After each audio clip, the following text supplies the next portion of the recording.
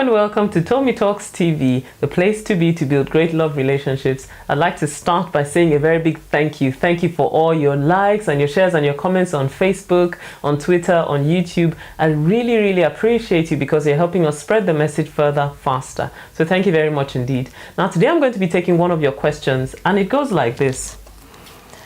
Is it safe to start saving money with the woman that you desired to get married to? Now, this is an excellent question. For you to have asked this question, it shows that you're a forward thinker and a forward planner. So you're thinking about the financial future of your family and how to secure it. And that puts you well ahead of lots of people who don't even give consideration to making savings at all, because savings is one of the crucial building blocks of a strong financial future for a family. So I commend you for that. Now, having said that, I will say that there is a world of difference between I will and I do. So quarter to married is not the same thing as being married. So I usually advise that don't try to make yourselves financially one when you're not actually yet one in the eyes of God and the eyes of the law.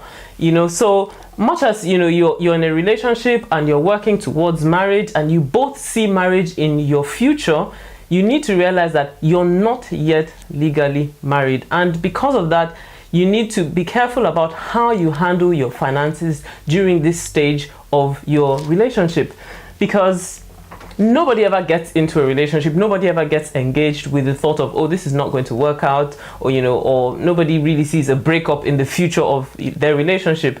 But the reality is this: stuff happens. Things happen, that you don't plan for. And one of the things that makes it even more difficult for people who find themselves in a breakup situation is when they're also financially entangled. So a situation that is already difficult enough as it is made worse by the fact that you have to now begin to disentangle also all sorts of complex, financial arrangements and things like that. So I usually say, if you're not yet married, you need to be, careful about making your finances one. It's not advisable because you're not actually yet legally married. And the same goes for things like buying a property together, buying a house together, or building a house together, or living together.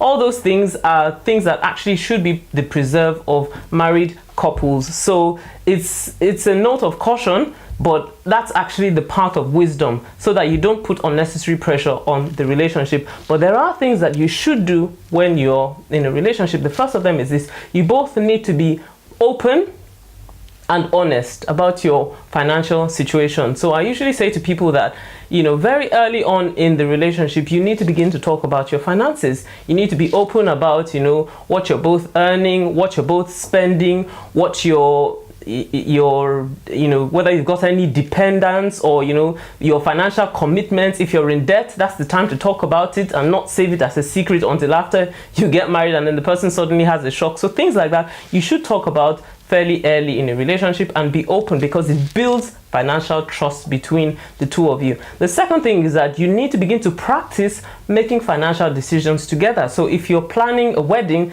practice making those big decisions together, because those are the habits that will help you when you get into marriage. Because I always say, when you're married, you don't go making big financial decisions without consulting your spouse. But those are things that you begin to practice when you're in a relationship. So you talk about things and, begin to practice it towards marriage. And then lastly, saving towards a goal together is a good idea, but not necessarily in a joint account. So if you planned a financial goal, or you're planning for your wedding, or whatever it is that you want to do together, if you decide, well, I'll save X amount, you save X amount, but you don't necessarily have to have it in a joint account. So that's one good way to save towards the future without necessarily entangling yourselves.